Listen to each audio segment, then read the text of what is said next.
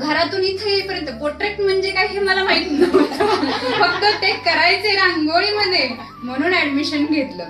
मग त्यानंतर सरांनी एक एक शिकवलं. मग पहिल्या दिवशी कन्सेप्ट क्लिअर झाली पोर्ट्रेट म्हणजे काय.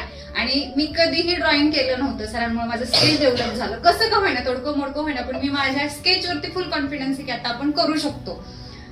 स्केच डेव्हलप झालं. रांगोळीमध्ये बाकी सगळं करत होतं, कधी चेहरा कधीच केला नाही आयुष्यामध्ये आतापर्यंत, पण तो चेहराही व्यवस्थित आला ते सरांमुळे झालं. हरे कृष्ण. हरे कृष्ण.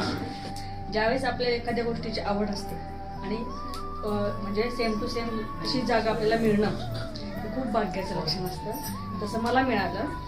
मला प्रत्येक कला म्हणजे एकाच ठिकाणी शिकण्यासाठी आणि पाहण्यासाठी जी पाहायला जी मिळाली ना, ते एकमेव स्थान म्हणजे अक्षय शाहपूरकर सर. तर म्हणजे खूपच सुंदर आणि खूप छान अनुभव आला. थोडाच दिवस होते मी इथं, पण मला असं वाटलं की मी खूप दिवसांपासून गुरुकुल पद्धतीनुसार इथं शिकते. पण अशी सरांसारखा गुरु लाभला आहे मला, त्यामुळे आता माझा इतका विश्वास आलाय की मी काय का असेना मी करणारच हे. आपण जेव्हा मंदिरात जातो तेव्हा आपल्याला इतकं समाधान मिळतं, तसं इथं आल्यावर मला वाटलं होतं.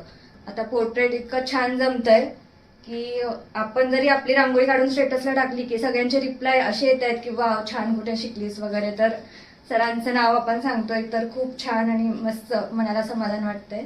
तर थँक्यू सर. पहिल्यांदा मी एक्झिबिशन बघितलं बालगंधर्वला, तेव्हाच असं हे केलं तुम्ही की पुढचं काय करायचं म्हणजे आशिषांकडेच करायचं.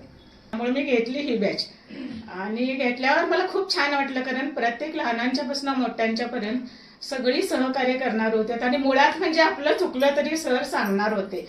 हे एक मनात आपल्या हे होतं, प्रबळ इच्छा होती. मला पुढे शिकायची सुद्धा इच्छा आणि आता माझं खूप छान होतंय. त्यामुळे बाकीच्यांनी पण सर्वांनी हा क्लास जॉईन करावा अशी माझी इच्छा आहे.